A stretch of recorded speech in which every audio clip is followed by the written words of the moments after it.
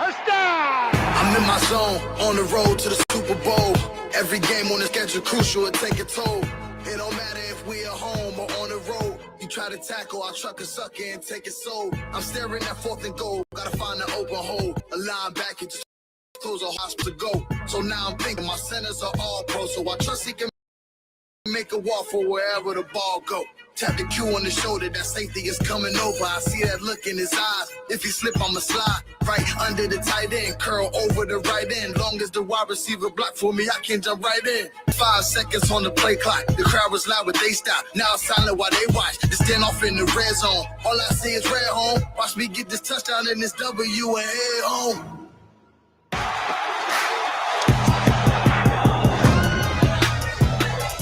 Welcome in, Cowboys Nation, to Cowboy Game Day Live. Jesse Holley, Skywalker Still, Eagles, Cowboys, Sunday Night Football, baby.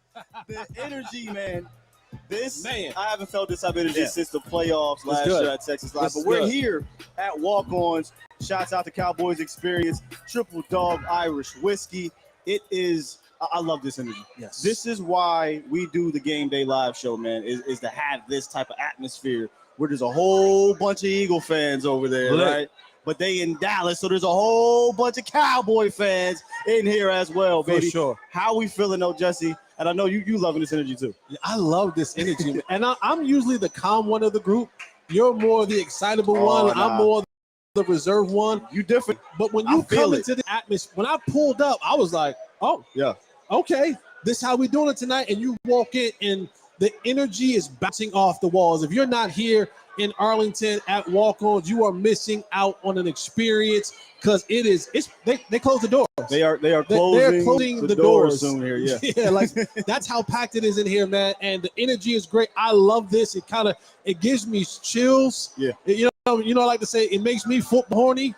I like it. I like it. And you are a part of this rivalry. Yes. You know what I mean? You played in these games a number of times and now on the other side covering the team. And really this is kind of a fan feel, right? Like a diehard fan feel. What is this rivalry like, though, on the field? Oh, it's intense. This is one of those rivalries where you know what records are. You don't care how they played last week or how you played last week. This is one of those things when you kick everything to the side and you go out there and it's a dogfight. Like it's a legit backyard, dark alley. It's a fight.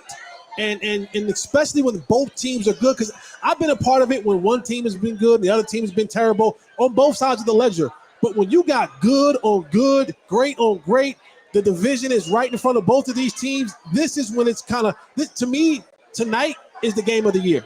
Yes. Honestly, this is, I know that we said that about the Niners. This right now is the regular season Sunday Night Football game of the year. You got a 9-3 Cowboys winning the 10-2 Philadelphia Eagles. And the winner of that game, this game tonight, will temporarily be in first place in the division. Now, a lot of things have to go the Cowboys' way to remain in first place if they get the victory, right? But this is a big game for Dallas. And I know a lot of fans a little nervous, a little bit scared because the Philadelphia Eagles just got their butts whooped last week by the Niners, so they're going to come in with some energy, right? But Dallas didn't win game last week, and they also have a ton to play for. What they want to accomplish from a win the division and number one seed standpoint is technically still in front of them. Yes. So they can't come out here and not match the energy that I think the Eagles will bring early on. And this is one of those games, and I said this all week long throughout my shows, if the coach has to coach effort, if a coach has to coach energy, if a coach has to coach all the fundamental details, then football may not be for you.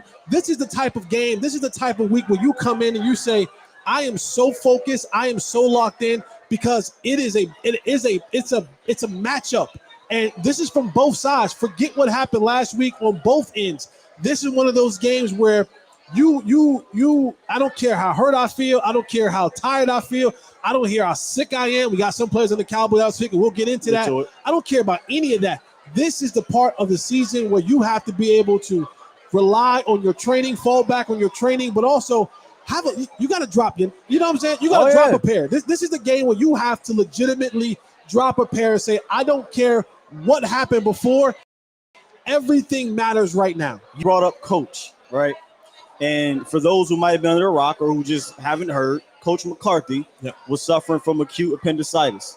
And he missed a few days of practice, but he came back and he said, all systems are go. I'm going to be on the sideline. I mean, I'm sorry, just for me, I'm hyped up. I'm not even them. I'm on the team. I can only imagine how they're feeling in that locker room, knowing our coach knows how important this game is. And Freaky Mike said, I'm not many men. They said he came out to many men in the locker room. Like, come on, man. You have to be fired up if you are on that team right now, knowing that your coach is not letting a little surgery, which is a big deal to certain people. But for him, he said, I'm not letting it happen. I'm going to be on this sideline. We're going to come out here and try to get this victory. Would that turn you up a little bit if your coach is coming out there like that? I don't. Again, I go yes, but no. I don't really need it. Like, not this week. This week, I'm not searching for motivation. It should be there. It's there. Yeah. I don't have to play this gigantic highlight reel. We don't need the watermelon. we don't need certain references from for Buffalo coaches. We don't need those references. No. Like, this is not a week where I need to find and search for motivation.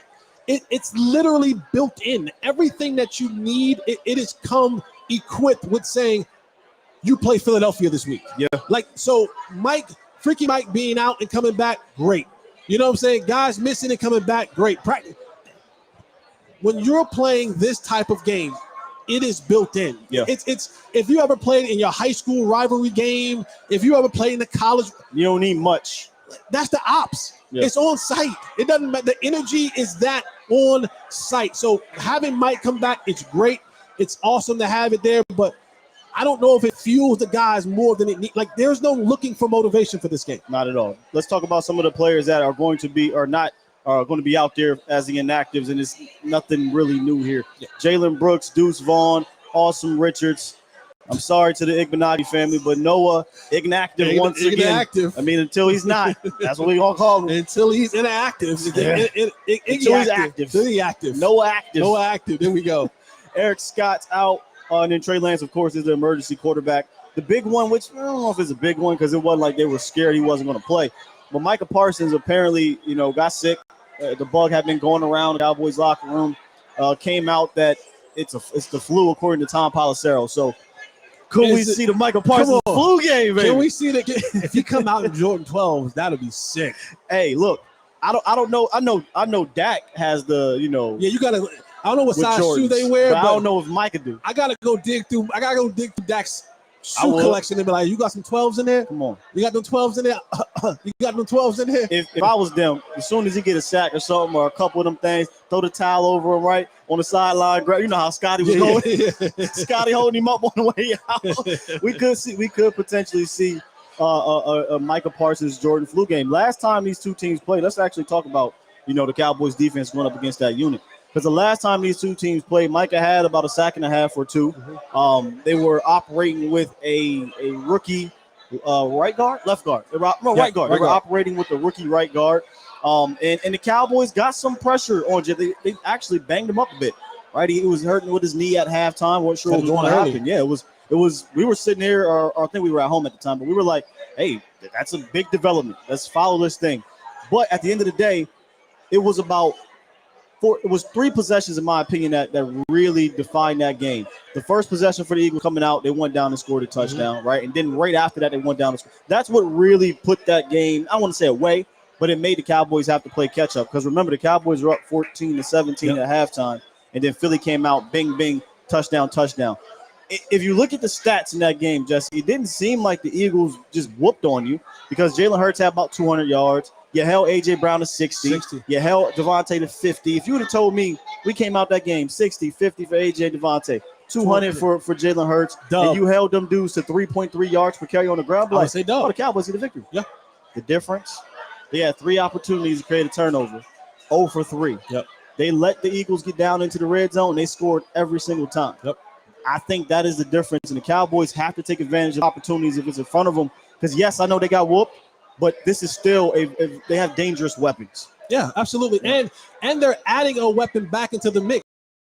Now, when we Goddard went out in that game with the broken form, since then he has come back, and he's going to be a huge factor what Philadelphia wants to do. When he was out, the 3 games that he was out for Philadelphia, the crazy part about it was their tight ends had 2 total catches. Yeah. In 3 games. They had 2 total catches in 3 games since Dallas Goedert been out. So now you're looking at a guy who's going to be able to come back and give them an extra boost what they want to do offensively. But the Cowboys should have answers for that. But I think the biggest thing for me, and the Cowboys have to find a way to get better in this area, penalties. Yeah. The Cowboys are, I think they're number 1 or number 2 in the league as being the most penalized team in the National Football League. You talk about some of the things that hurt them in that last game. It was definitely the penalties. When you're down on the 4, 5, 6 yard line, and then you have penalties that back you up and back you up and back you up. This team, even last week, they had a series where they lined up in the neutral zone. Like 3 times. Offsides like 3 or 4 times in that one series. Yeah. And it wasn't like they were jumping. They literally lined up. They lined up in the neutral zone. So it's little things like that you have to look at from the Cowboys' perspective is when you're playing teams that are equal to or greater than you, it's the small things. Sure. It's the discipline. It's the details. It's assignment alignment. It's not creating dumb penalties, especially the pre-snap penalties that you'll see the Cowboys do at times that either kill their drives or help extend drives for the opposing team. And the referee, John Hussey, is the official, his crew. And there's a big stat going out there where the Eagles apparently are 7-0 with this crew. But Broadus had brought up how, this crew technically favors the home team. Well, I guess the last 2 games at home for the Eagles where they've had John Hussey, 6 penalties for them in 2 games, 21 for the opposing team. Yeah. So Dallas is at home. We'll see how that theory is tested out with that official crew. Yeah, but there's also another stat out there. I know that they're 7-0 and all that kind of stuff, but the same crew over time, the Cowboys are like 17-4. And I bet you that a couple of them losses. It might be. It might be, but it's definitely an opportunity where, again, I for one, I don't like to get involved in the referee thing. It's more so control what you can control. Right. Don't control give them. And that's the biggest thing. Yeah. Don't give them an opportunity, right? Do what you're supposed to do in the proper manner, and then they won't be able to find themselves in the game. I know that referees at times can interject themselves in the game when you don't need them to be, but you don't help you. The Cowboys haven't helped themselves because at the end of the day, these referees, they're human, and they get on the internet as well, and they go, well, the Cowboys are the number 1 most penalized team in the National Football League. What do? They line up offside. So guess what they're going to check for? They're going to check for the Cowboys lining up offside. That's just the nature of the beast. Another one is false start. They look the for false that. start, right? And I know people are going to say, well, they better call it on Lane Johnson. We're going to see. And you know what I say about the Lane Johnson situation? It's the Dennis Rodman effect. It's the Draymond Green effect. It's the thing where the referees, when you it's the Patriots pick play.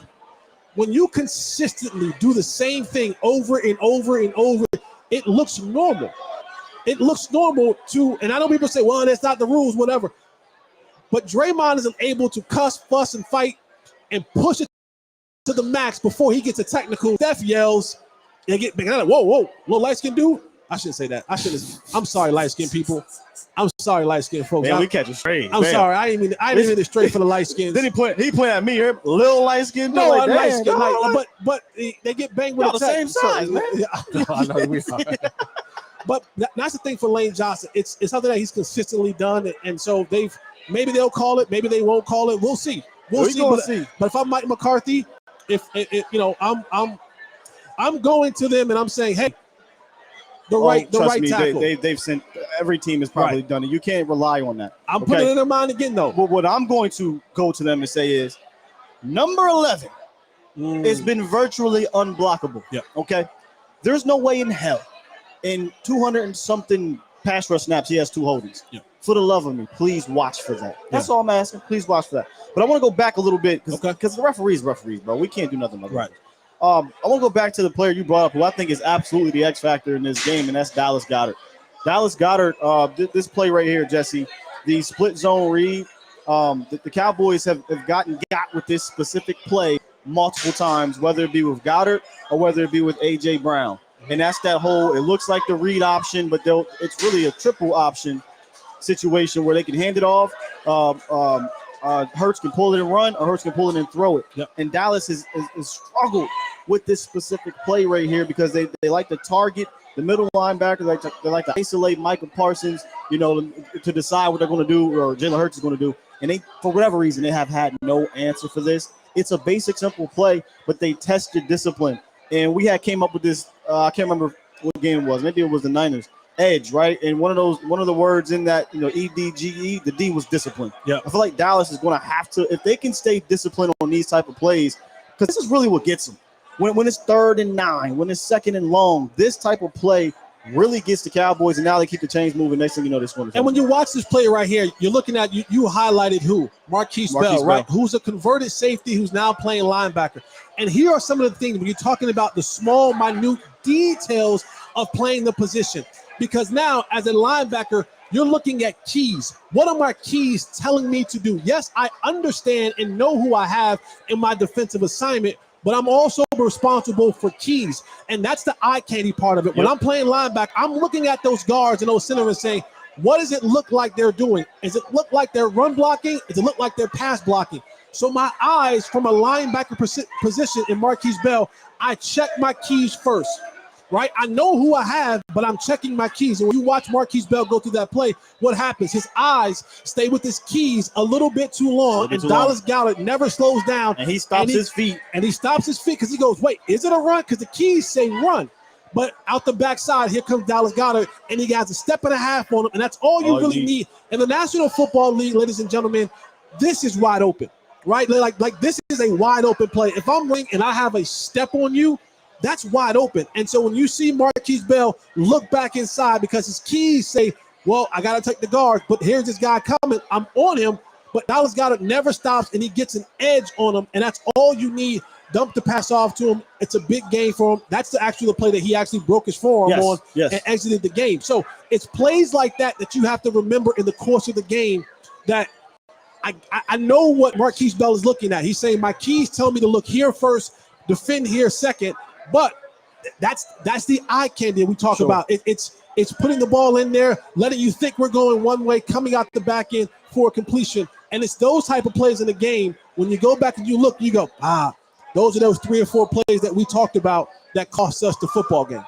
So earlier in the week, Jesse, Nick Bosa, he comes out, and for whatever reason, I have no idea why somebody would do this. I just think it's funny that you give another team bulletin board material that you're not playing, number one. That's interesting. But nonetheless, he comes out and he used the word blueprint. We're familiar with that. A couple years ago, we heard the whole term blueprint. Nick Bosa, the ops. He's trying to set us up. He's the ops. And which is funny because, yes, he needs the Cowboys to win so they can get the number 1 seed, but you're not out the water yet either. You had a tough one today. Take care of your business. I always say that. Worry about yourself. Yeah. That's how I look at it. Anyway, so he comes up with this whole, this is the blueprint. We've talked about this before. You can call something a blueprint, but do you have the people to put the blueprint in place, number one? Number two, I'm torn on this whole thing because if you go look at the last 2 games against Jalen Hurts, it's not like he's absolutely just killed you. Right. He hasn't run all over you. Right. He's averaged less than 200 yards per game. Where you haven't gotten the best of him was turning the ball over. That's really the issue because he's not dotting you up, play in, play out, down in, down out. He's not scanning the field and just bing, bing, bing. That's not what's happening. So I don't think the Cowboys need to change everything that they do. Maybe you take a little bit from what San Fran did, but my whole stance on this is don't change what you do because what you've done is giving you the ability to beat them at home. Granted, you lost and they scored 4 touchdowns, but that doesn't mean you have to change up who you are completely. I don't think the Eagles did enough from quarter 1 through 4 for you to have to do that. No, you absolutely don't. And one of the things you hit on it, one, you don't have the personnel that the Niners have. Let's just be honest. They are really good on each level they have 2 of the best pass rushers. And they got a backer they have the 2 best linebackers in the National Football League. That duo of Dre Greenlaw and Fred Warner, I don't think there's another linebacking duo in the league that are better than those 2. And then they play well on the back end. So I think for the Cowboys, it's dance with the girl that you brought, right? It's don't change a game in the 9th inning. This is what you do. You can add wrinkles to it, but when you try to go do, especially at this juncture of the season, when you try and come in and do what other people are doing, I think that takes away from you. That takes away from your total confidence in what you're doing. That takes away from your players being able to not think and play fast. If I go in with what we know that we do, our core stuff, who we are as a team, now it allows my players to think less, to play fast, to play in a way that they feel comfortable. When you start trying to do what other teams do, now a guy may not always be certain, may not always be sure. And like we saw in that last clip, if you hesitate, if you're a step away, it could lead to a big play. So I agree with you 100%. I don't know if there's a blueprint to stopping Jalen Hurts. The Cowboys have done pretty damn well with containing him and not allowing him to expose them, even keeping their big weapons under control. They have to go in there and be a more disciplined, a more alignment, assignment sound football team. Yeah. And to your point, capitalize on one of those turnovers. You had 3 point blank opportunities to pick up a turnover against the Eagles the last time. You didn't do any of them. You had Sam Williams had a couple chances. Micah had one. At the end. The fumble at the end. At the goal line. Yeah. There was a couple opportunities. You didn't capitalize on those. If you capitalize on those, maybe the results are different. And again, if you get down there if you would have told me coming into that game that in the fourth quarter the Cowboys would have been lined up, at the opponent's 8-6-4 yard line, whatever they were. We thought they were winning that game with 27. I'm going to say to myself, that's a dub. Yeah, that's a dub. I'm going to take that every single time. But they were undisciplined in what they did, and it cost them. Yeah. It cost them a game. So I like what the Cowboys can do. I like what they've done. I think they should stick to their game plan and do what they've done and go out there and make the winning plays when they need to make them. Fact. I feel like for Philly in this game, I feel like they're going to try to test the Cowboys on the ground. They didn't necessarily do it enough in the game previous. And then last week, they didn't run enough, and you had a whole bunch of Eagle fans upset. Run the ball, run the damn ball, run the ball. So, and we hear McCarthy talk about this a lot. Hey, we got to earn the right to rush the passer, and we know that teams are going to want to come in and run the ball against us because of who we got on the other side. So if they're able to contain that, I think it's going to be imperative, and I'm showing this here, to get the interior pressure. Shouts out to my bro, Okoye Media in the building. What's good with you, boy? It's going to be imperative to get interior pressure. Yep. Interior pressure, because we know how Jalen Hurts likes to step up in that A-gap, B-gap, and run. And I was looking at what the Cowboys did to him last week.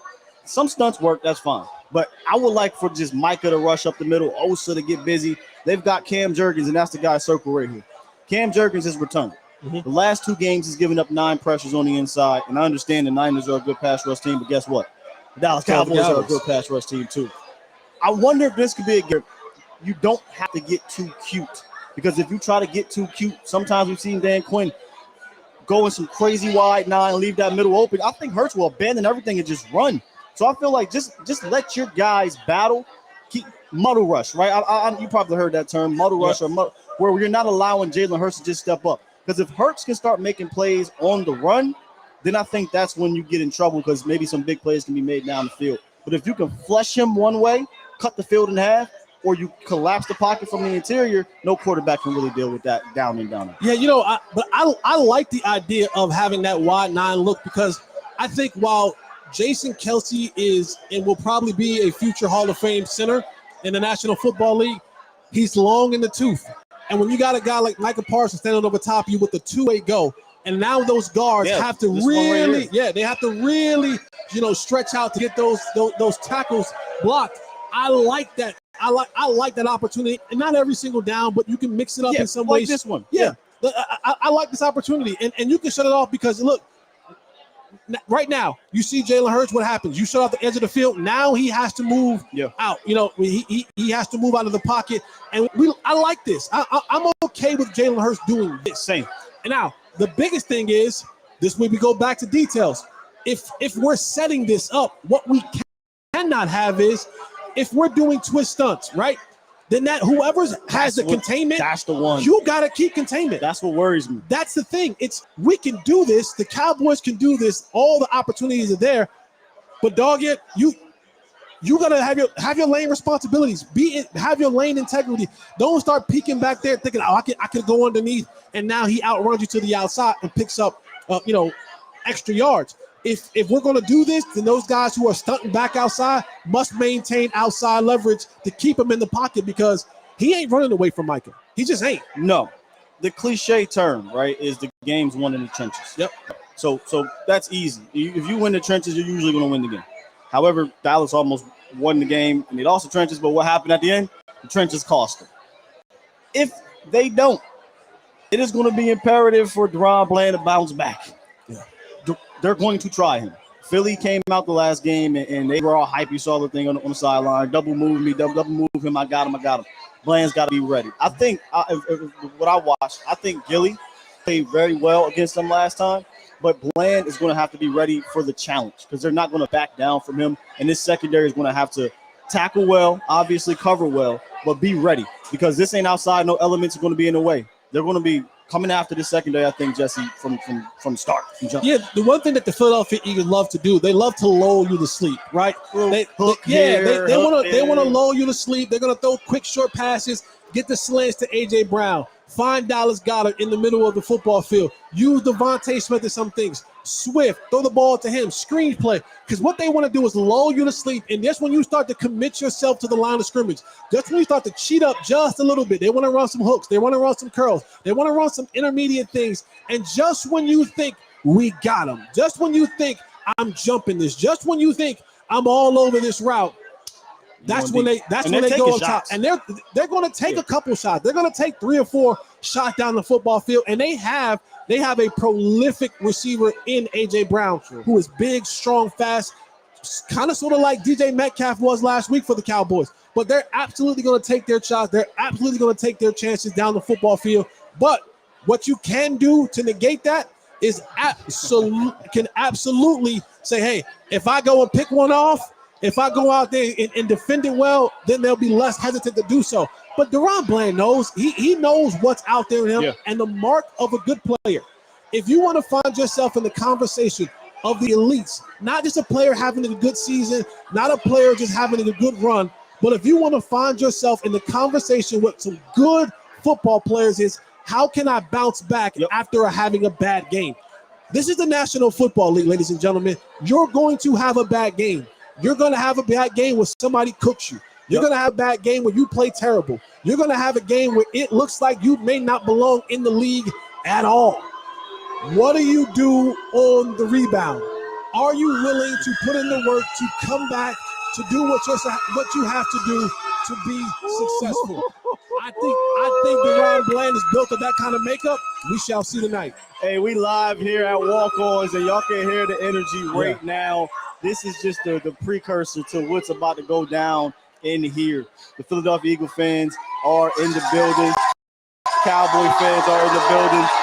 It's wall to wall. Loud. It's literally wall to wall. It feels like you are in a stadium right here, and nobody can hear us. But it's all good, because I already know as soon as we score a touchdown, they're going to be quiet. You're going to hear a pin drop in this moment. But it's cool. That's a nice jacket. Oh, yeah, that jacket. Hey, Koye. Come here, man. I want the people to see the jacket. Yeah, that jacket fly, here, bro. We got one of the goats in the building, What's man. Up, my brother? I want come on this side, brother. Take a look at this jacket, I want y'all to see this jacket. We can scooch over. Yeah, come on. Oh, you gonna get right in front of the camera. You gonna walk right in front of the camera. I should have got my mic for you, man. What's good with you, my boy? Hold on. When it was over. That's a nice jacket right there. This don't fly, man. You came in style right there. That don't fly. Koye Media in the building, man. Jesse Holley, Skywalker still. It's lit. It's gonna get crazy up in here, bro. Let me step it on this door. Hold on. I'm gonna get as soon as it's on. I'm gonna get with you, brother. I want the people to see your jacket. That's all. Yeah, I just want the people to see your jacket. It look like it got an element of like a Shawn Michaels / Ultimate Warrior type feel to it. That joint dope. That's dope. Yeah, that's dope. Yeah, that's dope. I like that. Clean leather right crazy. there. It's madness in there. It's a lot of folks in there. Madness in there. Watch out for the camera, my boy. Watch out for the camera. Watch out for the camera. You good? All right. Yeah, we good. What's that? We live, my boy. We live. Yes, sir. This is the home team right here. The home team broadcast. You already know home team broadcast. Let's switch it though. Okay. Let's do it. Go to the other side. Yes, sir. Because the Cowboys at the crib is not the Texas Coast offense. No. It's the here we go. Yes, sir. It's the here we go offense. Yes, sir. And it's been unstoppable. Mm-hmm. Unstoppable. And from what I'm hearing, Philly is supposed to be dumbing down their playbook a little bit on that side of the ball. I don't even know if that's going to be enough, sir. because this Cowboys, the skill players, Mike McCarthy's dialed in, Dak has been locked in. He's looking like an MVP candidate, front runner, whatever you want to call it, right? But in order for all this to work, that front is going to have to block up the Eagles' pass rush. That is really the only way I think they hold Dallas under 30 at home, which I don't even know if they'll be able to do it anyway. But if the Cowboys specifically, this is the matchup of the day to me, Terrence Steele. If Terrence, my cousin Steele, can just hold on, he just need to hold on in his game. And I don't mean literally, but if he got to do that, then do what you got to do. If he can just hold on, I think Dak will be able to make plays. And he did that on the road. Make plays to these guys and eat up this secondary, man. It's not been good. No, it's not been good at all. And for Terrence Steele, I think the biggest thing for him is if I'm Mike McCarthy, if I'm Mike Solari, I'm saying how can I gain confidence for a player, right? Because coming into this game, in the back of Terrence Steele's mind, he remembers what happens last time. Yeah. They watch film, so everything in his mind, he's playing that over and over and over again. So if I'm an offense, I want to come out and maybe if I chip, maybe I help, maybe I throw some passes, maybe I do something, give him an opportunity to gain a little bit of confidence in himself. Yes. So that because if he loses confidence early, that's a spiral effect, right? All game long, now he's thinking. And when you got Hassan Reddick standing over top of you, my boy, I'm gonna be honest with you, you don't have time to think. When you got the old grizzled vet, Graham standing over top of you, you don't have time to think. You got to go out there and perform. So for Terrence Steele, this is one of those games where you got to go ahead and drop him and say, you know what, I'm better than what I put on tape last game, and now I have an opportunity to redeem myself and go out there and do it. Like this is the same thing I said about Deron Bland. The mark of a good player is once I have a bad game, how do I respond? This is going to be a respond game for Terrence Steele. And definitely going to have to be a respond game for Terrence Steele. This is a marquee game and opportunity for Dak to kind of silence some of these critics that are still chirping out there, which is unbelievable to me because he's played extremely well this season. But the whole moniker, not just for him, but this team in general, Jesse, is they haven't beat a good team. They haven't beat a winning team, right? Yeah. Although Seahawks came in 6-5, doesn't count, right? You lost to Philly, you lost to the 49ers. Although I think you played extremely well in Philly, but that's not what they want to hear. This is huge for not him, because I think they believe in him in that locker room. Yes. I think half the fan base believes in him in general. The coaches do, the players do. But maybe for himself, to the national media, on the big stage to say, yes, I can, right? Yes, I can beat a good team, a winning team, and maybe that'll shut him up for 2 days. Listen, man. Dak can sit there and be humble, and Dak sit there and say all the right things in the media. He can sit there and have great commercials and all that kind of stuff. Hilarious commercial. He's a competitor. Yes. And any competitor, if you are worth anything, you look at these type of games and you saying, this is where I make my mark.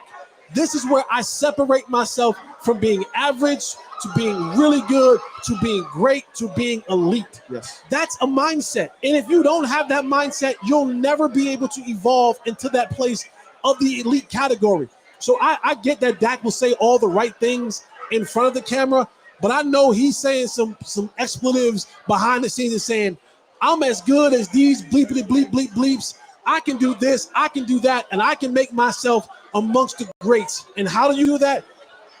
You gotta win these games. I don't, because these are the games that matter. People want to see you go up against good versus good. People don't care if you dunk on Smush Parker. People don't care if you put Dylan Brooks in the basket. Oh, but when you put Kobe in the blender, when you put LeBron in the blender, Mike in the blender, now it's like, I ain't saying none of these dudes, by the way, but I'm just saying. I feel you.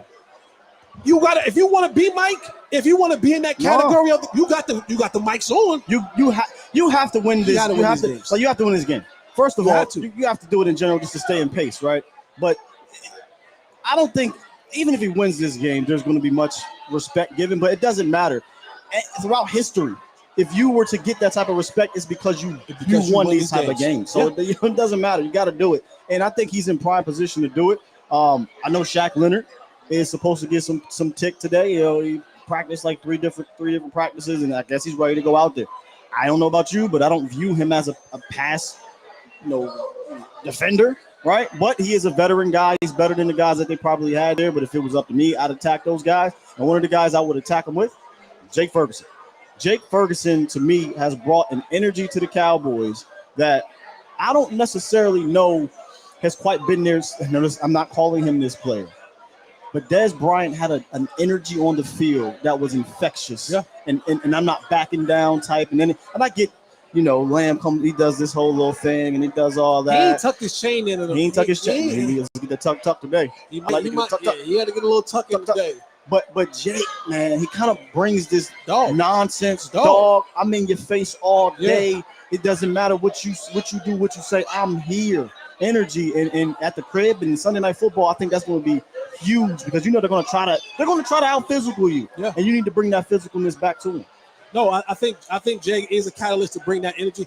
It's a must, and this is the thing: is if that's going to be your thing, then you can't hokey pokey with it. You got to go ahead and be what it is, right? Like if I'm going to be the vocal person of the offense, if I'm going to be the attitude, if I'm what do you guys call it? The new generation of wrestling now, the attitude era. The attitude era, yeah. If you're going to be the attitude era for the Cowboys, then be that. Be that every single time you're out on the football field because that energy is infectious. And what you get now is you get the rest of the dogs to come follow you, to want to come defend you, to want to match that energy. And so for Jake Ferguson, if that's your lane, then my boy, you better hit the gas in that lane, right? But don't lose yourself in the sense of I gotta be a tough talker, tough walker, and not play the game. Go out there and then let your game be the loudest part of the talking that you do, and then everything else will carry, and you'll have some dogs that'll go out there and follow you. And two of those dogs in closing for me, because I think this is going to be a game about the big three. I call it big three: Jake Ferguson, CeeDee Lamb, and Brandon Cooks. Last time the Cowboys played Cooks, he didn't quite it didn't quite crow just yet. It wasn't even. I mean, getting him involved, right? Yeah, like, it was one catch for 7 yards in that game. But I mean, even previously, it wasn't the consistency. Since then, it's been a consistent. Yeah, Cooks he has a touchdown in 4 straight home games. Yep. He had 175 yards or whatever it was a couple weeks ago at the crib, and then he's had a touchdown again in every other game since then at home. This feeling, man, that Brandon Cooks could be in play for another one of those big games. They're going to pay a lot of attention to CD. It's not always going to work because those dudes can't cover it all that well. But that's going to leave Brandon Cooks kind of in great favorable positions. And at home, they didn't see a whole lot of Cooks doing what Cooks does at home. I think he has a chance to have a big game on this one. I do as well. When you look at what CeeDee Lamb did last game, 11 catches for 191 yards. Jake Ferguson added another 91 yards. So do I think CeeDee's going to get another 190 yards again? Probably not. But what I will say is now there's still opportunities for them to go out there and make plays for Brandon Cooks. So he has to get involved in this offense and abuse those slot cornerbacks. Eli Ricks, trash. Bradley Roby, trash. Go out there and really, if you want to have Reed Blankenship come down and try to defend you, work him. I told y'all before, all them jokers is toast. Bradbury, toast. Slay, toast. Blankenship, white toast. They toast. Yeah. They toast. So go out there and put in the work on those guys. All right, man, because I got part of this energy. So let's get up out of here and close this thing out. In closing with what we always do. Cowboys win if what, Jesse Holley? Cowboys win if they're disciplined. They're disciplined. Yeah, I like that. They're disciplined. I like that. I mean, they don't have a problem scoring at home. The Cowboys, they're rocking a 14-game home win streak dating back to last year. They're 5-0 this year. Their last loss at home was against Tampa Bay. They're averaging 41 points a game at home. The Cowboys have no problem scoring points at home. They have to go out there and do that tonight. I gotta go be a part of this, bro. I gotta go be a part of this. This is if you're not at walk-ons, man, I don't know what to tell you. I don't know what the drinks are flowing, the food is flowing. Hey, they in here, he's in here. Cowboys, Eagles. This is a heavyweight. Hey, to use another reference, when I was growing up, you would have had Monsoon and Vince McMahon. They were talking. They said the intensity is so thick you can cut it with a knife. Cut it with a knife, and it's that way again tonight. Let me tell you this, man. The Cowboys win if 1, 2, 3, 4. If 4 shows up tonight, I don't care what else happens around him. He is on a different level right now. For those who aren't aware what I'm talking about, Dak Prescott. If Dak Prescott shows up tonight, the Dallas Cowboys are walking away with a victory, point blank, period. It's that simple to me. It's that simple. He's in that type of zone right now. Let me ask you a question. Last week, and we'll get out of here. Last week, the defense didn't play well. They didn't really show up. They got abused, and the offense carried them. Yep. Is there any possibility that if Dak doesn't have the game that you're talking about him having, is this defense willing and ready and able to step up and make necessary plays to carry this team to victory? Can that be a way of compliment? I'm not saying that Dak isn't. No. I'm saying, is this, because I think that have to happen at some point in time. Can they step up and carry this team to victory? What they've been able to do in these situations is not have a good game and then close it out well. They did it in Philly. That wasn't a great game in Philly, but the last 3 possessions, what? 3 and out, 3 and out, 3 and out. Didn't have a great game against Seattle. Last 3 possessions, 4 and out, 4 and out, whatever it was. Turnover on downs, right? So I think they have it in them if they were able to get the lead and they have to score a touchdown. Can they get the stop? Sure, right? But do I trust them to, if Dak is not on, that they're going to go out there and hold them to 14 points? Not right now. That's why I said 4. If he shows up, they get the victory. If he doesn't, it's going to be a lot harder to get the victory. All right. It's that simple, man. I got to get going and get a part of this here, okay? Because the energy is crazy, Cowboys Nation. So make sure y'all come on back, join us at halftime. And before you check out Cowboys Experience, they had a fantastic showing yesterday in Irving with some of the players. And then if you are here, if you are live, we got the Irish whiskey popping, man. Oh, you must have finished that. Is the bottle empty? They got the Irish whiskey.